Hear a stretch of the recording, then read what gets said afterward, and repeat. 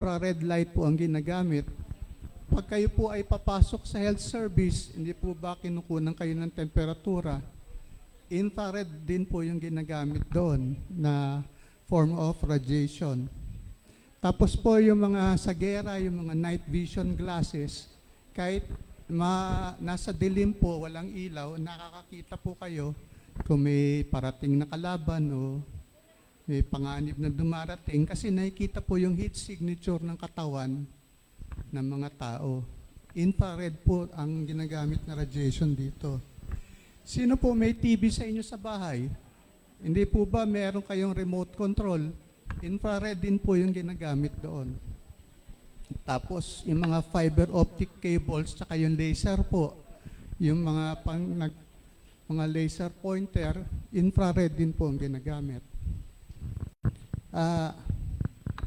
Yun po, tapos susunod po yung ultraviolet light. Ito po yung umpisa ng parang ionizing radiation. Ang infrared po, ang pinakamalaking source ay yung araw natin, haring araw. Kaya po, kung kayo po ay nagbibilad sa araw, nagkakaroon kayo ng sunburn. Kaya pinapayuhan po kayo na kung maliligo, kunyari sa dagat, huwag pong iwasan pong maligo sa pagitan ng alas 10 ng umaga hanggang alas 2 ng araw dahil pinakamatindi po ang UV rays ng mga oras na iyon. Kung kayo po ay nagbabiyahe, sino po mahilig sumakay sa eroplano ng masyal? Yun po, kung kayo po ay mahilig umupo sa tabi ng bintana, mas malakas po ang UV rays na inyong natatanggap pag kayo ay nakatabi sa bintana. Maganda nga po kasi nakikita nyo yung mga kapaligiran, lalo na pag malapit ng lumapag o papaakyat pa lang ang eroplano. Pero mas may danger po na mas malakas ng konti ang radiation na inyong natatanggap kung window seat kayo. Paano po? Susunod po, lalaktawan po muna natin yung X-ray. Susunod po yung gamma rays. Ang gamma rays po ay ginagamit sa pag-treat ng cancer. Meron din po tayong tinatawag na gamma knife, yung pag nag-oopera po sa utak, gamma knife po yung ginagamit. Marami pa pong ibang commercial uses kagaya ng pag-disinfect ng pagkain at iba pa. Yung CT scan po, gumagamit ng gamma radiation. Kung mapapansin niyo po, yung mga alon, yun po ang nagre-represent ng frequency ng waves. Yung radio waves po, maliit ang energy, kaya mabagal yung kanyang alon. Pero habang tumatagal papunta sa X-ray at sa gamma rays, nakita niyo po, mabilis. Mabilis po yung frequency. Kaya po yung X-ray at yung gamma rays, may kakayahan na tumagos sa laman ng tao. Kaya po ito yung ginagamit sa pag-X-ray, sa medical procedures, gaya nga po ng MRI, CT scan. Next slide please. Lahat naman po ng bagay kapag labis ay nakakasama. Pero sa kamay po ng mga eksperto, mga dalubhasa, gaya po ni Suset na aming radiologic technologist, siya po ay master's degree holder. Hindi po basta-basta ang radtech lang. Yung aming chief tech po ay PhD. So, sa tamang mga kamay, ang EMR po, yung mga X-ray, gamma rays at iba pang EMR ay nakakabuti sa tao sa tamang amount at saka sa tamang gamit sa kamay ng mga eksperto.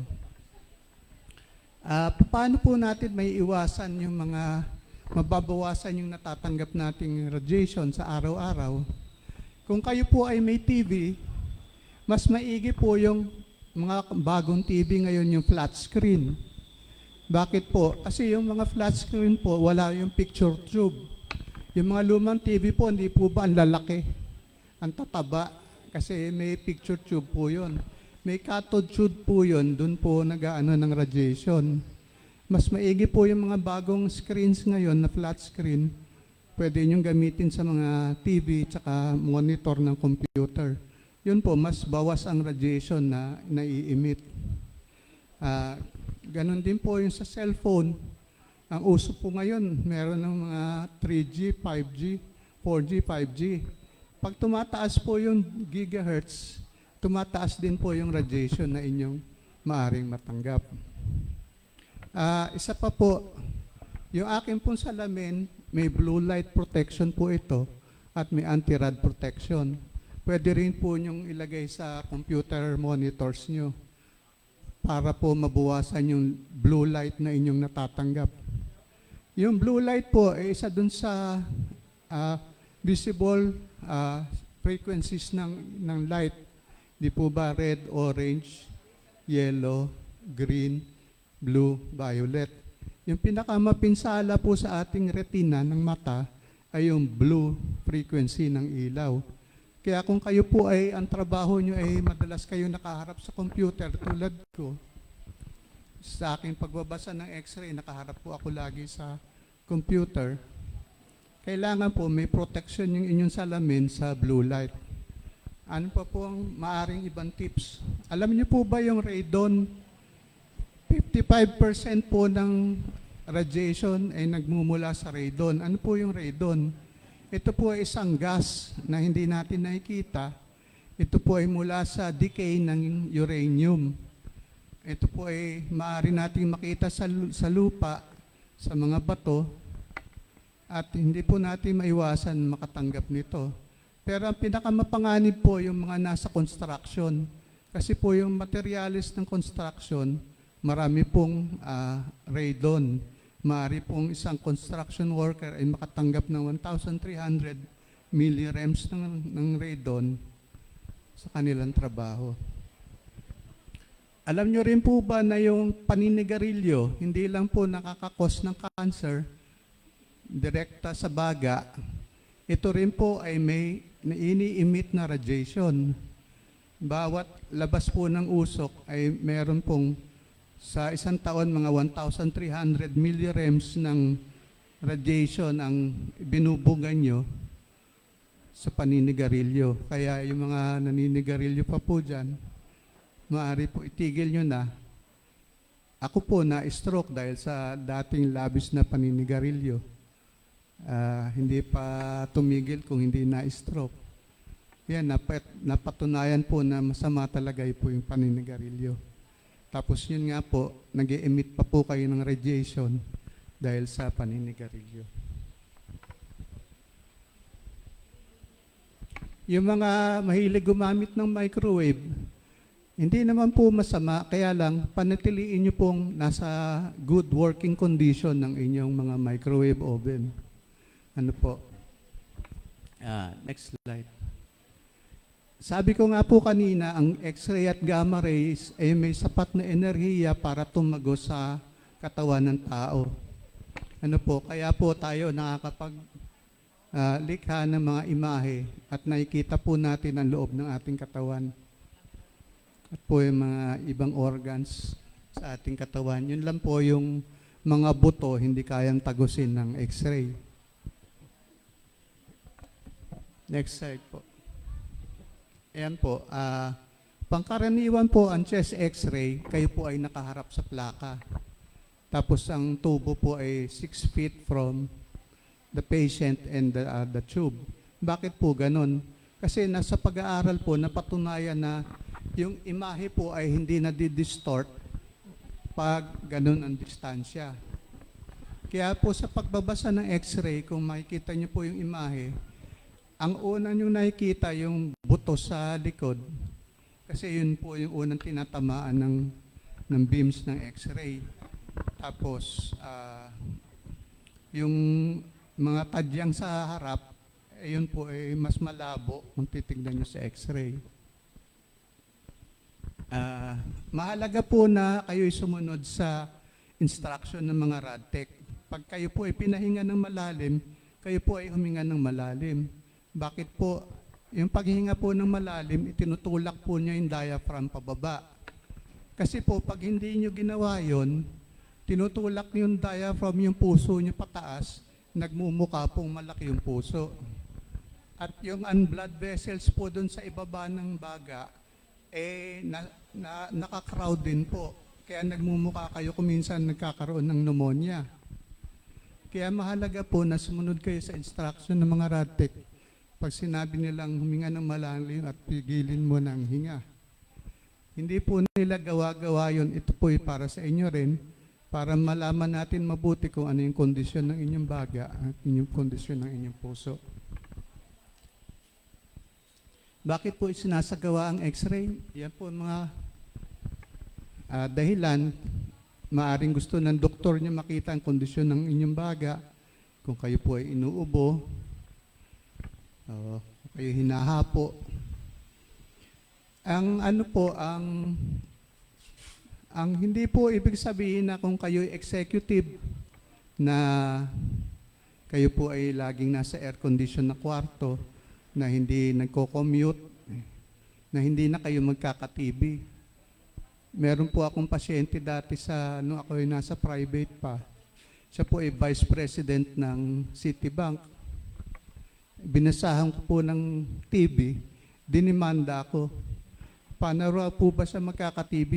Vice president ako ng Citibank. Ako ay nasa air condition na kwarto. Sige po, kung di po kayo naniniwala, di magpa-second opinion po kayo. Gusto niyo po, magpa-sputum exam kayo. Yun, napatunayan na may TB nga siya. Buti na lang, hindi ko siya dinimanda. Ang kondisyon ng kaugnayan diferensya ng puso, makikita po natin kung lumalaki ang puso, kung ang puso po ay nababalot ng tubig, at iba-iba pa pong kondisyon ng puso. Kondisyon ng mga ugat, mga aorta nyo, ganyan. Mga deposito ng calcium, mga bukol. May mga ibang bukol po kasi na may calcification. Kaya mas madaling makita sa x-ray. Ano po. Mga bukol sa suso, maaari rin po makita ang calcifications. Ito rin po yung prinsipyo kung bakit ginagawa yung mammography, x-ray po ng suso. Pero ang mas maganda pong examination sa suso ngayon ay yung MRI. Ano po? Bukod po sa walang radiation ng MRI, mas detalyado po yung nakikitang structure ng suso. Yun lang po, may kamahalan ng konti. Tapos, kung kayo po ay may pacemaker, makikita natin kung tama yung mga wiring ng inyong pacemaker, kung tama po yung posisyon. Ano po, mga bali po sa buto, kadalasan ito po yung isang dahilan kung bakit nagre-request po ng x-ray. Ano po? Pag-monitor sa kung gaano ka-epektibo po ang gamutan, kung kayo po ay napatunayang may TB, sa sputum o sa x-ray, follow up po yun. Tinitingnan kung nagre-respond po kayo dun sa gamot na ibinibigay sa inyo. Kaya mahalaga po na itago nyo po yung inyong mga x-ray para pagbalik nyo sa check-up, maikumpara ng radiologist kung lumilinaw ba yung baga nyo o lumalala. Ano po? Pero ngayon po, hindi na po problema yan kasi digital na kami. Lahat po ng x-ray nyo ay naka-store lahat sa computer. At hindi po yun mawawala. Next. Ayan nga po. Yung bilog po dun sa galiwang kanan na x-ray, yung bilog po, barya po yun, nalulun ng bata. Nakita nyo po, siya po ay mukhang nasa trachea po Yung pong daanan ng hangin, papuntang baga. Pag napabayaan po, maaaring kamatay ng bata yan. Kung minsan naman po, sa lalamunan pumapasok, mas ligtas po kung sa lalamunan kasi ano naman po yun, na-stretch.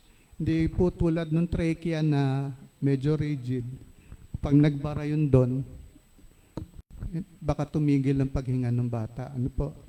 Yan, mahalaga po yung ating mga chikiting, bantayan natin. Ako po